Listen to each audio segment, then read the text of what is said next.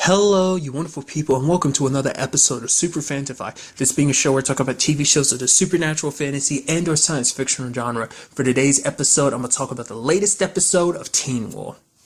So a big part of this episode is basically hashtag remember Styles. It's basically they came up with the plan last episode. They have to do everything they can to remember Styles because that's the best way they can open up a rift to that other world. In this episode, they cemented it even more. Like, I thought they were basically alluding to it last episode, but it's especially because they pointed out the Sheriff Stilinski. It's like, he's like, it's like, Liam's like, oh, we got to go get Theo. It's like, Stilinski's like, no way. That's why I got deputies here. And then opens up, literally all the cops are going to. So it's like, literally everyone in town is going because even they, Liam and Theo end up at the hospital later on and no one's there either. So, that's gotta be a little hard on Liam too. I mean, it didn't really come up. You can't forget the fact is that his dad works at the hospital too, because he's a doctor. Well, I think it's his stepdad, right? Works at the hospital too. So I was actually quite shocked about the whole Stilinski thing because it's like, get Theo out. For one, it's kind of like, I love the fact is that he was just constantly like unsure. Like I was like, oh, let Theo out. He's just not swiping a card. And then, Theo kind of gets a little impatient and just grabs for it, but he pulls back and he's like, tell me something about my son. He's like, what? Really? You're really doing this? He's like, tell me something about my son. He's like, all right, fine. Your son is smart.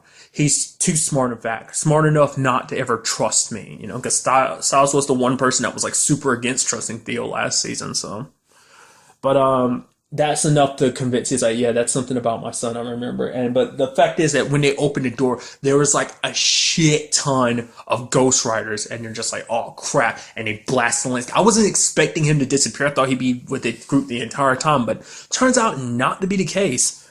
And that basically Liam and Theo have to do their best to keep them occupied while Malia, I was literally about to call Scott Tyler just because Tyler Posey, and Lydia are trying their best to remember as much about Styles as they can to open up a pathway. Liam and Theo, a big part. I mean, this is actually their first episode really being stuck together, like for an extended period of time. Like I say, they run to the hospital trying to get away. Does cause problems for Theo because it kind of makes Theo confront his sister a little bit because like this is what when he was in that other world, when he was in the crack, that's how they just refer to it because they had never really given that other place a name. I doubt it's hell, but it's kind of its own thing. So, but nevertheless, like ever since then, like, that whole thing took place in that particular hospital. So going back obviously would have its effects on him. But it comes down to it like Theo is kind of like, dude, are you crazy? You want to draw all the Ghost Riders to us? It's like, almost like, how can you have so much faith in Scott, essentially? And then he's basically telling Leon, it's like I'm only working with you out of convenience. If it turns out that the fact is, if it means sacrificing you to make sure I can keep going, I will leave you behind in an instant. And then basically Liam kind of says the same thing to him because it's like, whatever you went through in there, like you deserved it. Like after all you've done, what you did to your own sister, what you've done to everyone else around you. So they were basically at odds being like, screw you, I'm not doing this. And then when the time came, it's like Liam was like, you can run if you want to, but I'm gonna go down swinging, and wolfs up. And then, it kind of hits Theo a little bit, and he wolfs up too, and they both fight. He takes down one of the Ghost Riders, but the other one kind of gets him. And Liam uses the gun on that Ghost Rider to shoot the one that's going after Theo, and is shooting the one that's got him. I really appreciate the fact that, like, seeing them work together even after everything. I guess it's kind of like Theo kind of trying to make amends. Like, it's a situation where Theo obviously is still his selfish self, but after seeing everything, especially in that circumstance of where it's like, he's like, Theo doesn't go down without a fight. It's like he decided, like, fine, if I'm gonna go down, I might as well go down fighting too. But then it's a situation where it's like, then he also saw what Liam did for him. So he ends up pushing Liam into the elevator, and he's like, Liam's like, what are you doing? He's like, being the bait. And then he fight. It's like literally him and like Peter both did it. Like the two characters you would not expect that from ended up sacrificing themselves to make sure that someone else got away. Especially in, their case, it's like Theo doesn't care about Liam. It does beg the question, like, if Scott was in that situation, would it do it? Because it's obviously because him, Scott, and Styles go back, like, since they were kids. Like, they knew each other back then. That's kind of what the whole beginning of the season kind of brought up. That's why he was so quick to be okay to trust him, even though, Styles was smart and wasn't willing to. But it's interesting to see him make that sacrifice. I mean, there's the side of me that's like, oh, he made the sacrifice. But then also the pessimistic side of me of like, what if he's been playing you this entire time and the Ghost Riders weren't coming after him type of situation? He pretended like he got taken when he didn't. I mean, I doubt that's the case. I do there's a, like, I 85% believe that, but now that I'm sitting here thinking about it. Like, no, at the time I 100% believed it. Now that I'm sitting here thinking about it, it's not even 85, it's like 90%. I believe he would sacrifice himself being noble, and there's a 10% of me like, or it could be a con. Because it's with, like, him and Peter, you never know, but it seems like, him and Peter are possibly turning on Newly. We definitely know that Peter did, because it's like, especially because it came down to his little girl, trying to be a dad, for her, set a good example, I guess. But anyway, the other side of the episode, like I said, it's kind of interesting with things being the way they are. There's less flipping back and forth between things. I mean, obviously the town is empty, so there's not multiple storylines going on at once. We're like, oh, where's Melissa and everyone else? What are they up to? What are Hayden and Mason and Corey up to? It's like, oh, they're all taken, so there's no need to worry about that. So it's just like you bounce back between the two different groups, Liam and Theo, and then Malia, Scott. I literally did it again. Scott and Lydia. I literally did it again. I had to stop myself. Ugh. But basically, they put themselves in that machine that Parrish was put in to basically kind of keep him under control, to kind of call up the. It was originally used like during the second half of last season to kind of communicate with the Hellhound. But basically, they're trying to lower their body temperatures to the point like they're almost in death. It's almost like a form of hypnosis, and everyone does it. Scott, goes first, and it's like his memories of Styles kind of hit him all at once, and so it starts kind of overwhelming him. But Lydia's kind of like, okay, break it down, put all these different memories in lockers. I love that one of the first memories that came up was. I'd like for everyone different thing, but for like Scott, it was like one of the first memories that popped up was back in season 1 when Scott was kind of affected by the moon, like the first time being affected by the moon, and he was going a little crazy, and that time the Styles had handcuffed him to the water heater, and it was just like, dude, it's kind of like that bit of nostalgia, dude. Then he started piecing back other memories. One in particular memory, like that, Lydia had him draw upon. It's actually Malia who brought it up to him. It's like she remembered the fact is that, like, Scott and Styles were talking about getting their own place, like, after graduation.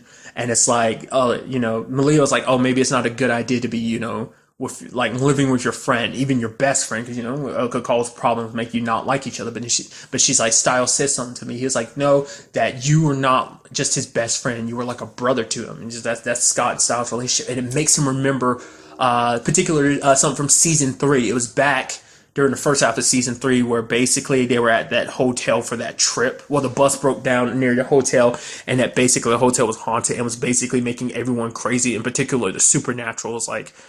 I can't remember. I think it might have been one of the twins, Boyd and Scott.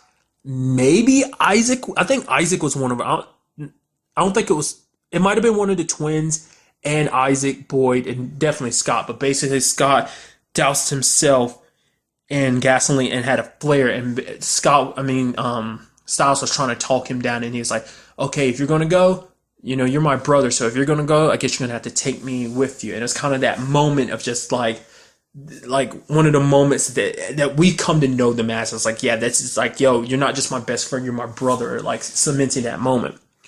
Had to pull Scott out because any further he would have died. Then next up was Malia. Remembering the first time her and Styles met in Icon House back in season 3. It's just like, talking about, we had contact because the first time they met, they laid eyes upon each other. He said hi to her. She like hit him in the face, and then she's remembering everything else. Like the first time, like he helped her during her change. I think that might have been season 4. Was that season 4? He was helping her with that, or was that season 3?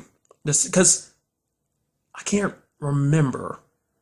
I can't remember. It's like one of the first times that she was changing and she couldn't really control herself. And he's the one that kind of helped her out by like keeping her like chained up and stuff. Like it was kind of introducing that. And also, what was it, back in season 4 when they got poisoned? I think it was like everyone in the school was getting sick. The main person there was Lydia's mom, because she kind of stepped up. Wasn't she like the principal or something at the time? Well, she currently is the principal, but she was in some, I can't remember if she was a principal at that time, or is that something she just kind of got this season? I can't remember. But nevertheless, I think it was like everyone in school was getting sick, but it was hitting them the hardest because they were supernatural. So like Kira, Scott, and Malia were getting, yeah, I think it was like, yeah, because I think it was because of the whole, the Deadpool, that's what it was. Someone had basically laid poison around, and it basically, it doesn't kill people. It makes them a little sick, but it was meant to spread it around and kill any other supernatural, like them being a werewolf, a were-coyote, and a kitsune. It was kind of taking them off the list. So that's what it was. And about, Styles being like, I'm gonna come back. And she's like, you better, so.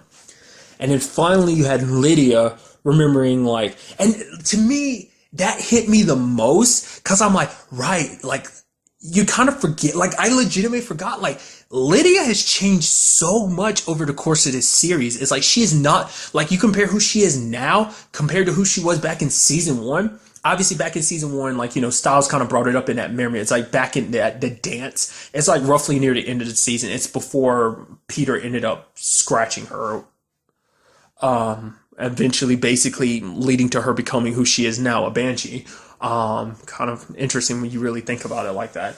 But nevertheless, it's like she was a very different person back then, because it was like she hid how smart she was. She kind of played dumb. But Styles didn't really fall for that. He's like, dude, I know you're really smart. I mean, besides, Styles has had a crush on her like longer than anyone else. I felt like that kind of came up a little bit because, like, it's like she's like, because Styles like, yeah, you out of anyone had the biggest connection to Styles, and you almost see Malia kind of look down because it's like she cared for Styles. That's why I'm like, everyone's relationships are kind of like, it's hard to say where anyone stands, because it's like, it's Styles and Malia is still a thing, but this is like adding the whole Lydia thing where he always had feelings for her. And then it's like, I thought the Lydia and Parrish thing, but then apparently that broke up. So, like, it was hard to say where anyone really stood in this situation when it came to relationship-wise. So, but it did seem like it almost hurt her a little bit to acknowledge that. But in that particular moment, just like, and then, it's just like, she's not the same person she was back then, because she was also, she didn't really care anybody else. She was very self-centered, but now you see her, she cares about everyone that's close to her. She cares about her friends. She cares to help out other people. She's a very different, it's like, because it is the final season, it's a situation where it's like, man, you've literally seen these people grow up before your eyes. You've seen Lydia, you've seen Scott, you've seen Styles. Like, everyone has grown over the course of this series. And just even the new people that you've been introduced to, Mason, Hayden, as well as Liam, it's like seeing them grow in just a little bit of time that we've known them too. So it's just amazing. But one of her other memories, it's something I'm not 100% sure. I don't remember the context behind the situation. It was the situation where she kissed him because he was having a panic attack. I think that was in season 3, particularly the first half, when Jordan had kidnapped his dad. Maybe, I'm probably completely wrong. I don't remember the specifics of that situation. But for Lydia, she's like, that kiss changed everything. Because it's like, in that moment, it's probably the moment, like, her feelings, because she'd always never looked at Styles. Styles has always been in love with her since they were little kids. I think at the very beginning of the series, like, it got brought up, like, Styles is like, I think it was Styles or himself who said it, or either Scott is, like, you've been in love with her since, like, kindergarten or something, first grade or kindergarten or something like that.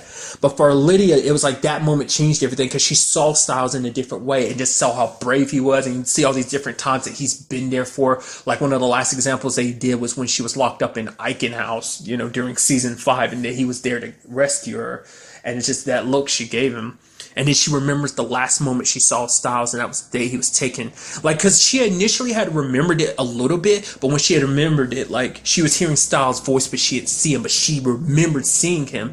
And then he was like, you're going to forget me, but remember, I love you. And she regrets that she's like, I didn't say it back to him. So that kind of hit me. I was like, man, that's so beautiful. But once again, I don't know when this is all said and done. Who do I want Styles with? It's like obviously him and Lydia, but at the same time, it's like, but what about him and Malia? Like I said, love triangles. I keep saying it. I like them as a story element, but I also hate them as a story element. It's just like, because it's like, I don't know, because I always wanted him and Malia to be together because they're so cute together, but at the same time, it's like, obviously, Lydia's always felt a special way about him after certain things, and he's always felt the way he's felt about her. Like, from the very beginning, if you asked me at the beginning of the series when I was first watching season 1 back in, what was it, 2011, I'm like, oh, obviously, Styles and Lydia are going to end up together, and it's like, that never happened. Obviously, the kiss and everything, but it's like, they never officially started dating. It's, they ended up finding different people. At first, she had Jax, and then eventually down the road, she had Aiden, and then she had Parrish, and he's always had Malia. She's like the only person he's ever dated in this entire series, now that I think about it. I guess you argue it's like, in a sense, he was always kind of waiting for Lydia, is kind of the point. So, of like, it's like, okay, Lydia's like, okay, so here are the instructions, need you to kind of guide me through this, because she doesn't go into the capsule thing like they did. She kind of lights a candle and tries to get in her mindset, and you had like, she's like, lead it into like a soft, soothing voice or whatever. And then you have Malia reading it like, imagine, kind of reading it like that. And just even Scott turning to her looking like, what? So I loved it. God, I didn't even think about that, dude. Like the whole concept of everyone disappearing, it still hasn't hit me to just not kind of like, oh, that even means Lydia's mom. You don't see him that much, but also Malia's like, dad, not her biological dad, obviously, that being Peter, but her foster dad, essentially. But when it was all said and done, at the very end of the episode, we see a light at the end of the tunnel, and then you see someone's silhouette kind of holding their hand out, and the last thing you hear is Lydia saying, Styles? Episode ends. Dude, am I super pumped. Next week's episode is the winter finale. It is the end of the first half of the season, so season 6A. I have no idea how this is all going to play out. Like, obviously, I don't know. This is probably going to finish up the whole Ghost Rider situation, but I doubt it's finished with the whole Douglas situation. It's like, I want to know what's up with Douglas, what's up with this whole, like, what's going to happen with Parrish and everything, the whole Hellhound situation, like how that. Still not 100% understanding that whole situation. Maybe that's something that someone else can explain to me. Like, I don't think that's been expressly explained, or maybe that's something I'll probably just have to look up online, once again, like listen to someone else's, like, oh, well, I assume that it means this, and that. Like, I have my own assumptions of like, them both being, a Ghost Rider being connected to death, as well as, you having a, the Hellhound being connected to death, and it somehow it brings them in correlation that they kind of speak the same language of death. I guess how you could argue it, but nevertheless, a really good episode. It's really like, this episode is meant to become, it's like a very emotional episode. That's a big part of it. Obviously, you have your action bits with Liam and Theo, but more than that, it's supposed to be it's supposed to be, it's to hit you with that nostalgia. It's like, oh, remember these moments from earlier? These powerful moments from the earlier season? You're damn straight I do. Even more so because, like, I think I brought it up. I still can't remember which one it was. Like, it was either before the first half of season 5, before it aired, or before the second half of season 5 aired. I want to say it might have been the first half that I ended up rewatching. So it was like 2 years ago, a year or two ago, that I went back and rewatched the first 4 seasons or so of Teen Wolf. So a lot of that was kind of fresher in my mind. Like, obviously, I'm still a little blank on certain details, but that helps out a lot. So it does. So a lot of those moments still mean something to me, because I'm sure it probably would have meant more if I hadn't recently. It had continued to be a more.